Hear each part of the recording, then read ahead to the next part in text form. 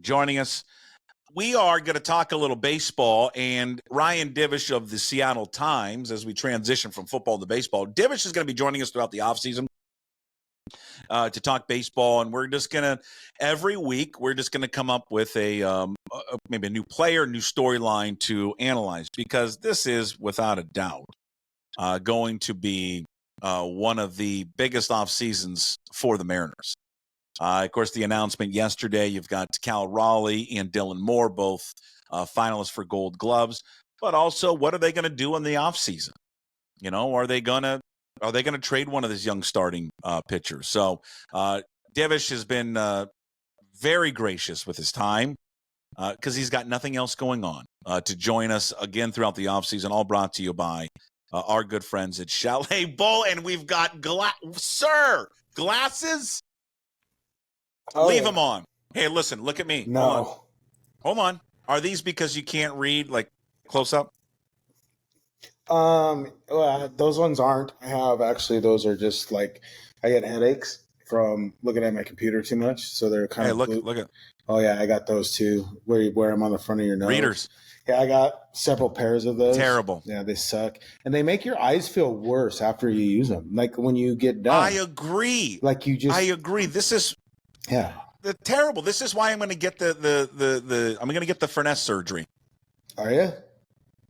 Yeah. I'm going to go spend the money on the Furness surgery. Well, yeah, but he didn't spend the money on the Furness surgery. He just did a promo. Yeah, I know. Paid for. I know. Well, maybe I'll get them to, hey, you want to support Puck Sports? And maybe they can be along with Chalet Bowl. They can be a new sponsor along with Chalet Bowl for Ryan Divish. I don't know. Yeah. But if you have an icon, here's the thing.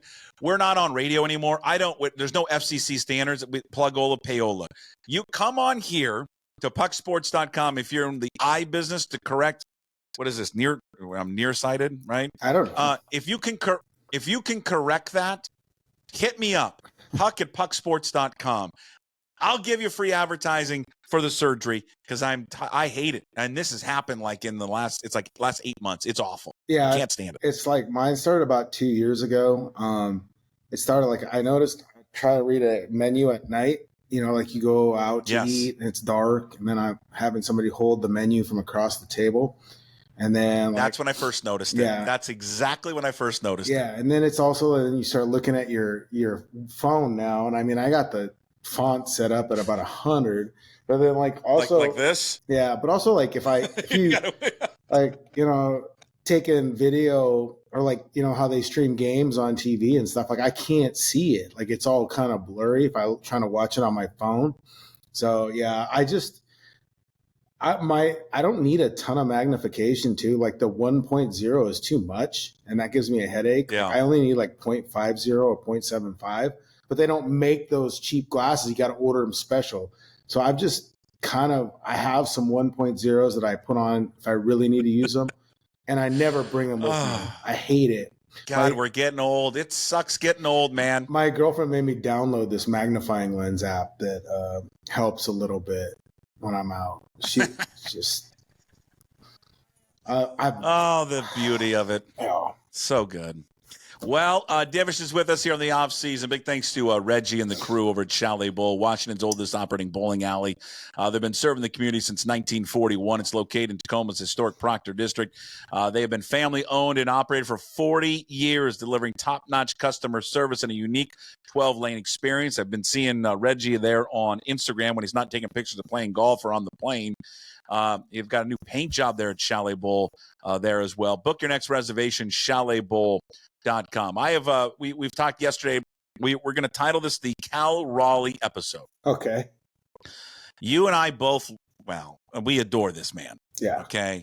He is just everything you want in a baseball player. He's everything you want specifically in a catcher. He was yesterday came out to finalist for the Gold Glove. He's going to win it easily. He had the best season as a catcher this year. Kind of off season is this for him? I mean, I would assume, Ryan, he is going to kick up his feet for a while. I mean, they used him a lot. And probably you can make an argument maybe they overused him. Yeah, I mean, I think that you could definitely say they overused him a little bit. The gap between, the catching and just the production from the backup catching role or whatever, how they wanted to use it, their search for offense. I mean, they pretty much ran him into the ground, and he's tough. I mean, like, he physically took a beating. They don't have a stat for number of cup shots taken during a season, but he has to be right up there. And it's amazing that he was still productive as he was, as beat up as he was. And it's testament to how hard he works. I mean, you won't find a player on that team that says a bad thing about him or question his leadership or his commitment to winning. It's pretty extraordinary. There have been tough catchers, and Mike Zunino was a brilliant defensive catcher that the pitchers all loved. He just wasn't as good offensively as Cal. And it's different too, because like you look at Cal's batting average, it's not exceedingly high, though I think it can get better. I think he's getting to be a better hitter. But the home runs every year, the clutch hitting, the times he comes up with the hits that he does get, the RBIs, all that stuff is still very important. Dan Wilson will go, as a Hall of Fame or Mariners Hall of Fame catcher, but Cal Raleigh is the best catcher that's put on a Mariners uniform overall that I've ever covered. And remember, I saw some bad catching for a while when I first started. Who was the worst? Huh? Who was the worst? I don't know. Probably Miguel Olivo. I mean, I felt like he had a path, and he was kind of a psycho. Remember, he ended up biting the ear off of a guy or something in a fight. And so, that's right. Yeah. Is Olivo that one? Is Olivo the one that went after Kevin Shockey? Yeah, Olivo. Yeah, kicked him out of the clubhouse. That was awesome too. So, see, I always appreciate and have a soft spot for Miguel Olivo because of that. Like, Olivo was cool as long as he was playing, but anytime he had to sit, then he'd be angry and upset. But he wasn't very good defensively, and he didn't really work that hard at it. So it was like, I'm trying to think. That first year in 2007, it was Jojima, who I swore had a frying pan on the inside of his glove because everything would bounce out of it. The red Nike glove or whatever they used was terrible. Oh, yeah. And then I think Jamie Burke was his backup catcher. Then, you had the run of Jeff Clement, Rob Johnson, Adam Moore. You throw in Olivo in there, even like, oh man, they had guys. Just too many bad catches to remember. Yeah, and it's hard. I mean, there's a lot of bad catching in MLB. That's what makes Cal so unique. Is that here's a guy that is committed. In terms of he's committed to winning and being good every day, and he's committed to the idea of putting the pitchers first, prioritizing game calling. Being good behind the plate, blocking, framing, all these things. Then you throw into the fact that he's an outstanding hitter that has hit more homers than any other catcher over, in their first 4 seasons of baseball. Mind you, he only hit 2 in his very first season. And then, he's been productive and then also grasped the leadership. You look at him in the community. One of my buddies, Ryan Daly, his son had a birthday on the field. Cal gave him a bat. It's pretty cool. Like, the guy gets it. You don't come across these guys very often, and it might be pretty hard to replace him. Do you think he's the most valuable player on the team? Yeah, without a doubt, because of what he does in all aspects. And that's not to say he's the best, because I think there's a difference between being the most valuable and the best player. But you could argue he was the most productive player this year. Oh, for sure. I mean, most valuable, most productive, he might not be the most talented, though we're talking about a guy leading baseball in runners thrown out in consecutive seasons, a guy that's hit 28 or more home runs in the last 3 seasons and has delivered most of your clutch hits. I don't know if you can measure anything more valuable than that. I mean, you had it in your story today when he was in the finalists for the Gold Glove. I mean, he led Major League Baseball in games and innings caught. He led Major League Baseball in caught stealing. He led the league in defensive runs above average, catcher framing, fielding run value, tied for the lead in defensive run save. All that and home runs and RBIs. I mean, all of it. I mean, it's just, what he did this season was just remarkable. And I think we've talked about this so much during the season about will they get him a contract? I mean, he's not a free agent technically, I think it's 2028. Yeah. Does he want to be here? I think that's the biggest question I think a lot of Mariner fans have. Because I think they look at his agent and they see Scott Boras and they go, oh man, not with that agent, not with that guy. I don't know if anything changes, and I know there's been some people, I've seen the online chatter. Nick Castellanos has recently dropped Boras, is going to represent himself, and people are advocating, hey, that's what Cal Raleigh should do. But I mean, he wants to make money. They all want to make money. He's going to get paid more this year than he ever has made money in his career because of the archaic rules there in baseball. But I mean, does he want to be here? You think? I think he'd like to be here, but I think he wants to be here under the right circumstances. One, that he's paid fairly, and two, that he believes like this organization is committed to winning. If you're going to go out there and get the shit beat out of you every day, and give the kind of commitment that he gives on a daily basis to win games, don't you expect that the people that are putting the team together have a similar commitment to winning? Like if Cal is this committed to winning every day, that he's beat to hell, he's going in every day at noon for a 7:00 game so he can get cold treatment, the cold bath, the hot bath, all these things to get his body ready to play that night.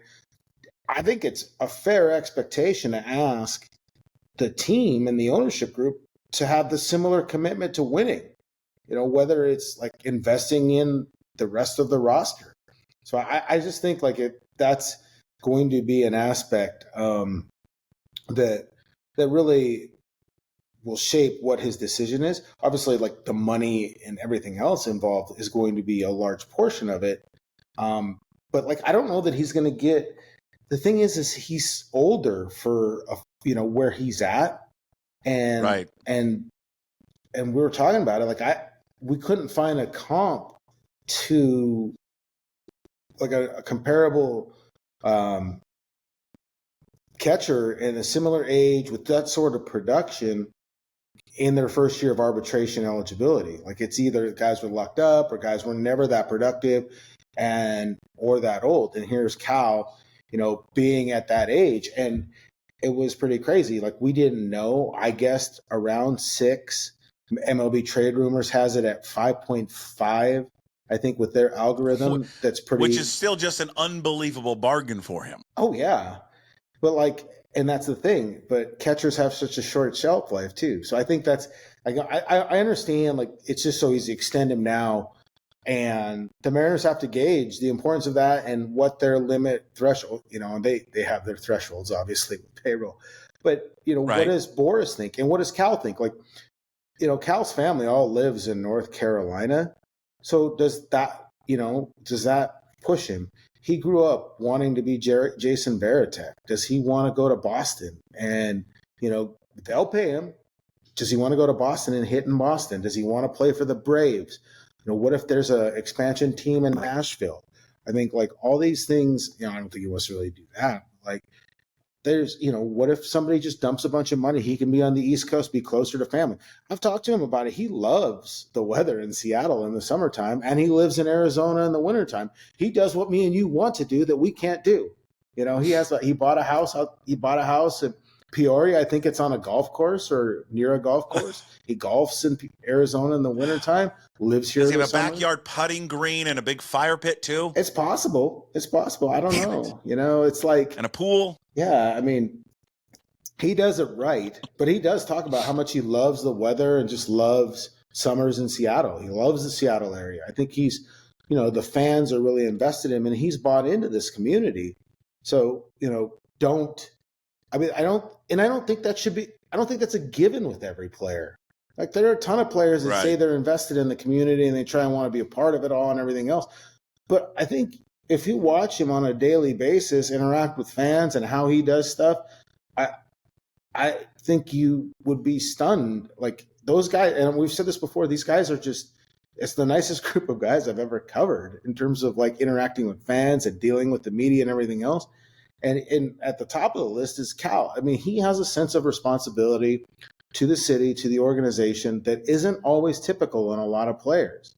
I mean, Julio has it as well, but it comes from different places. You know, Julio has it because he believes he's the face of the franchise and he wants to push this. And, like this is what you're supposed to do as being the face of the franchise. And it maybe comes from a different mindset. Whereas Cal, he's a professional and he understands this is what he does, but also like he's just got an everyman quality that I think a lot of people like because he was never the elite guy. He was never the stud prospect or anything like that, and I think he really values what he's done in Seattle and how much fans care about him. But at the end of the day, he still has to get paid fair value for what he's done and what he will do. And I think winning is important. I think he wants to be a part of a winner. He's hurt. I mean, like he is very close with, like he saw what happened with Seager. He's friends with Seager. He saw what happened with Seager retiring without playing in the postseason. He does, he's done that once. You certainly don't want it to be a one-time deal. So I think that's the big thing. Yeah, and I see, for me, it is every day or every week and every season that goes by that they reach in a long-term extension with him or anything. I mean, Divish, has there ever even been a report of anything ever on the table for him?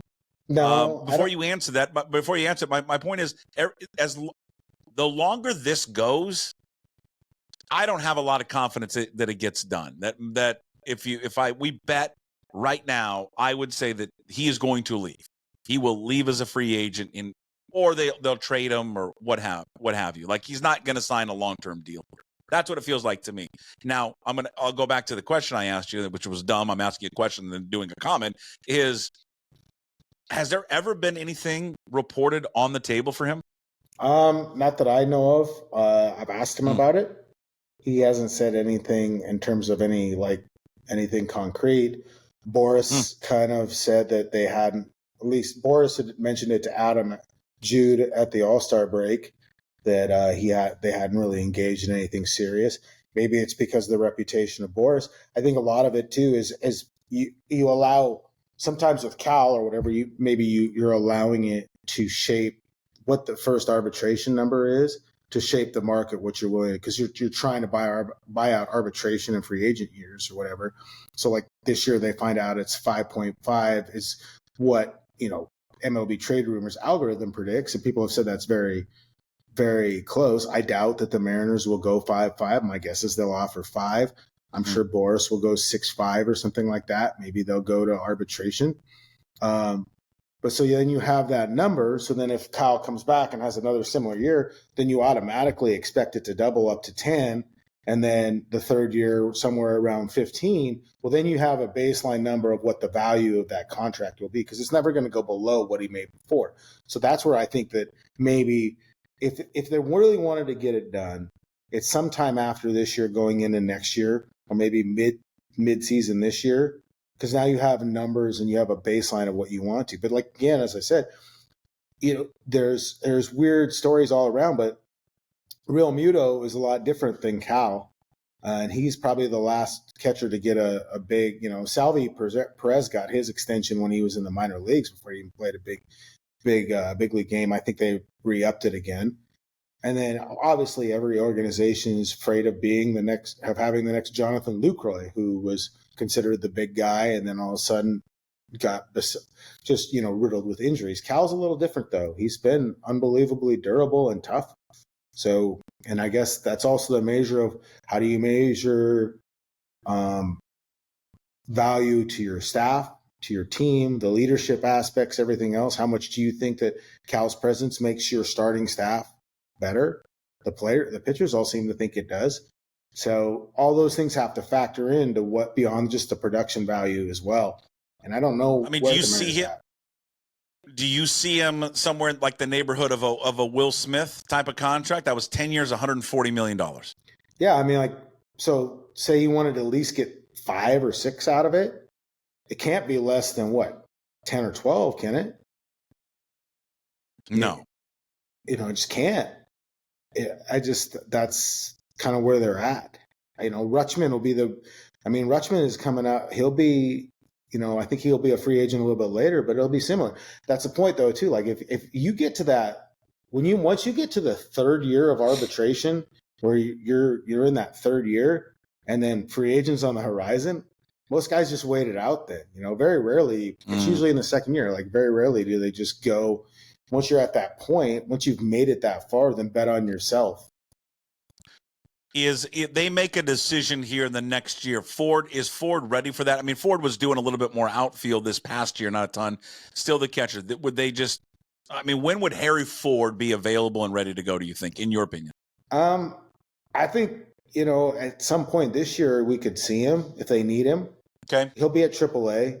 He's been, because he's a high school catcher and then all the other aspects, like it's almost always a full year at a place and then move up.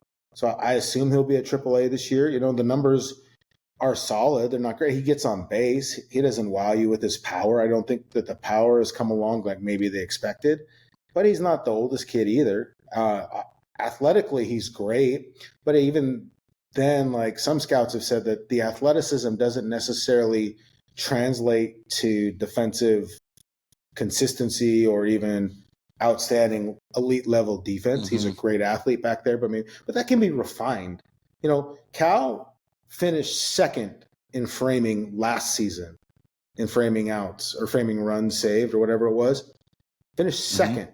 He spent the entire offseason revamping his framing technique because second wasn't the best.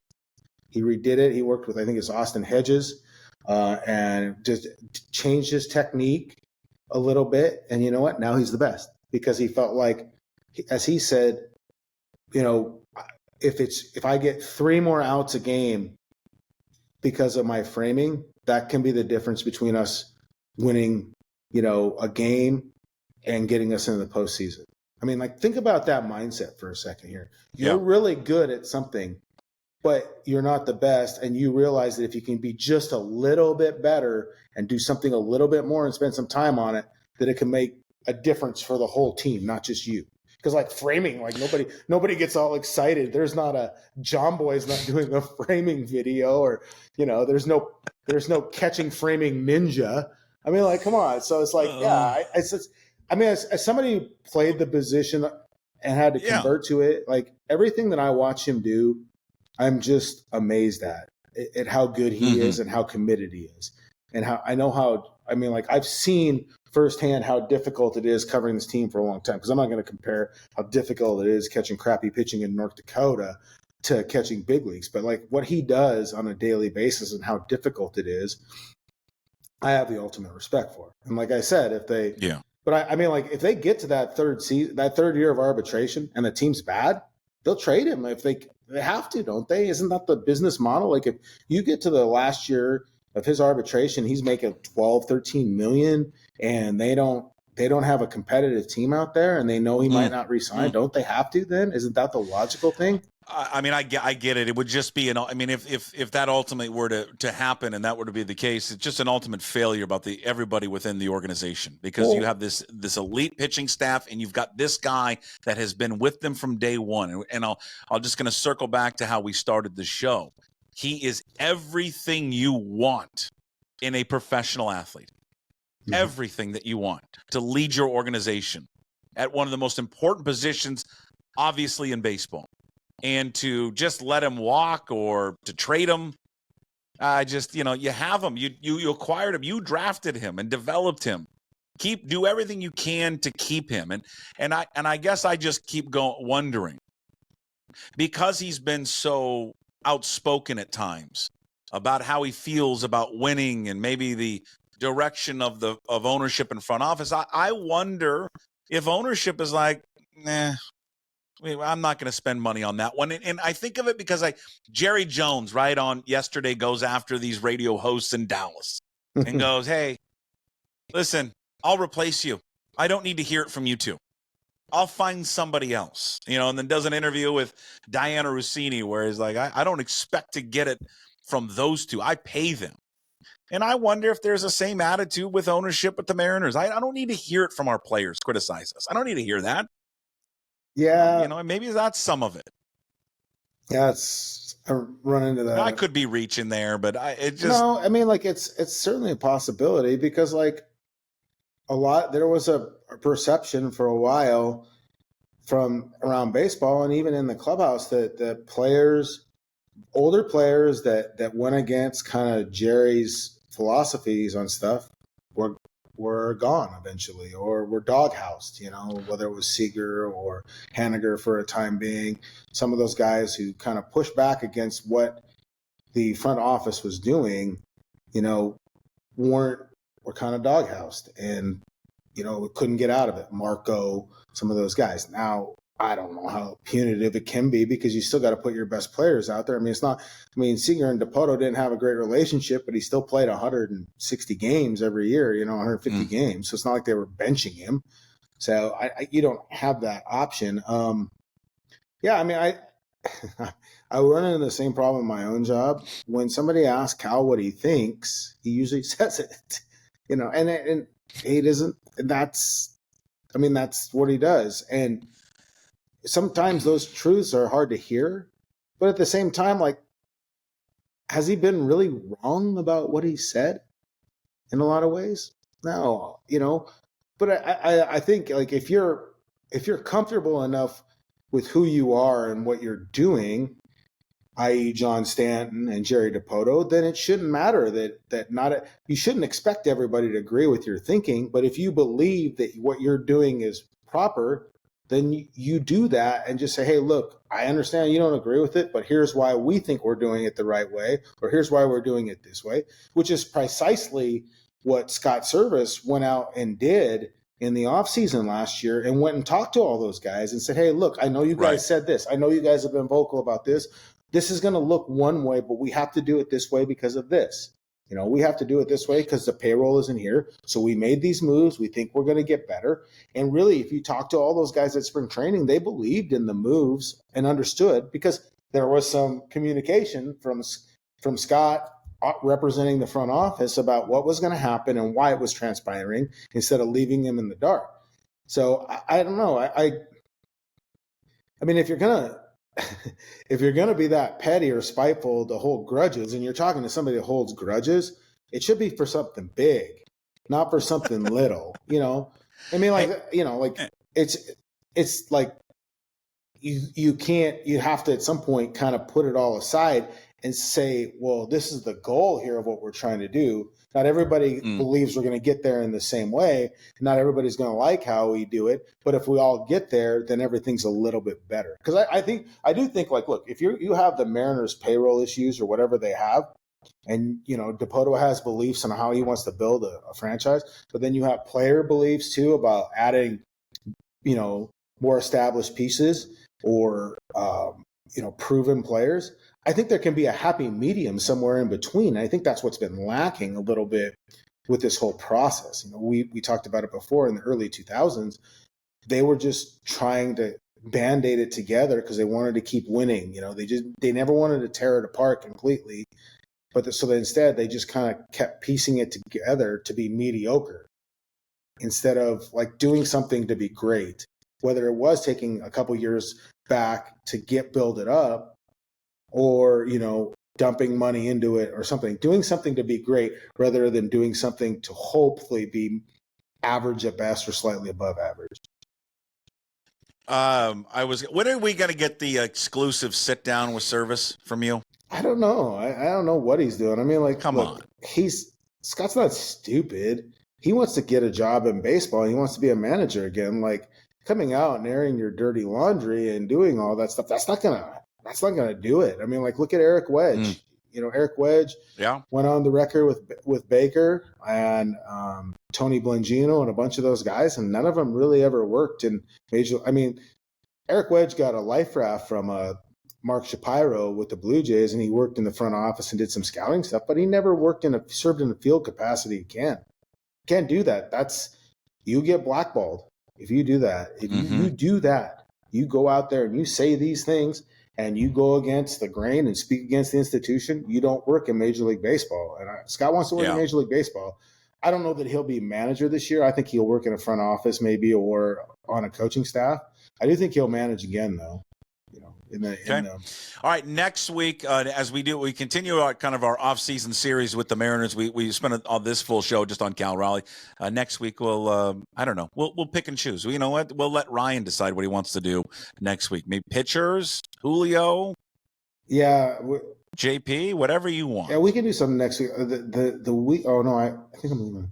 Yeah, the week after that, I'm going to Vegas for Alex Akita's 40th birthday. Me and my girlfriend are going. Okay, well we can Wednesday. adjust our times. Well, Godspeed to your liver. Yeah, as you celebrate Alex Akita's 40th birthday party. Shout out to Alex. You'll be actually it'd be kind of fun if you would do the show like the morning after, like a night in Vegas. I think that'd be highly entertaining. I do recall calling you guys when you were back on KJR that one morning. I had lost my voice. And I could barely speak, and I was just smelled like I sounded probably like I smelled at that point. Just you were wandering down, I think, eating like Whataburger or something. No, we were going to Crack Shack or something like that. I was like, okay, yeah. I think I should do it. And I was listening to Rob Staten. Rob. And you know, when you're scouting players, I don't know. At least just go with an accent. I mean, at least he's not as pretty as Ryan Rowland Smith. So like when you go on his podcast, you have to be next to him. Like, hey, I'm telling you, we're good. Is he like lifting a lot? I watched him last night on MLB. The network of their post-game show. God, he looked like he's put on like 30 pounds, not like muscle. Like he was bursting through his suit, for God's sake. Yeah, he's getting his chest is getting a little deep there. Like he's getting that who was that Patrick guy that was the edge rusher for the Seahawks, the big white guy that was a Patrick Kearney. He's got a little Kearney he's getting a Kearney build to him, I mean, and he's just he's got whoever does his hair, it's perfect. Like he's just got it dialed in. And good for Ryan, man. That's awesome. I mean, he's nicest guy. I assume he's full time there or whatever his role is, but he's got a massive new role with MLB Network, and it's great. Just great to see. He's really good at what he does. Yeah, really good. So we'll do that next week, and then another thing to monitor too is that the Diamond proceedings with Diamond Sports and everything. We're starting to see more and more teams who's in, who's out. That could shape the Mariners. My guess is still though, I bet you the Mariners run it alone next year, which also could affect. Go at it alone. Go do and just do root again. You think? Yeah, I still know that they're in a position, with MLB to do that. Maybe it'll change, but MLB is like waiting for this whole thing to play out. Like who's going to be in with Diamond or who Diamond picks up on these reduced things, who isn't, then they're going to have to offer those teams life rafts if they can't find a provider. So just make it available. I mean, do root, but just make it available. I just think the easiest solution is just, MLB.com, the TV, and just let people stream it. If people don't want to get cable or don't want to get Fubo. Manfred and MLB will never allow it because they want that. I don't get it. It's just so...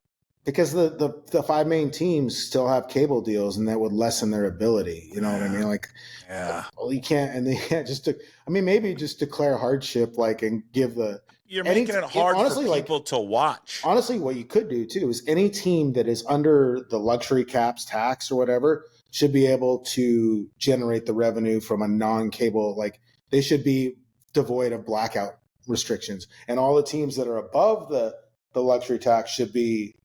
Wow, I just thought of that. Smart. Well, that's another on the long list of off-season topics for us. All right, you're the best. Thank you, and we'll talk to you again next week. Thanks, Ryan. See ya. There he is, Ryan Divish, Seattle Times. He joins us every single week. Off-season Divish. And it's all brought to you by Chalet Bowl, Washington's oldest operating bowling alley, proudly serving the community since 1941. Located in Tacoma's historic Proctor District, they've been family-owned and operated for the past 40 years, kiddos, delivering top-notch customer service and a unique 12-lane experience. Check them out at chaletbowl.com to book your next reservation. Experience the best in local fun. Full episode will be up on YouTube later. Please like and subscribe, comment away there.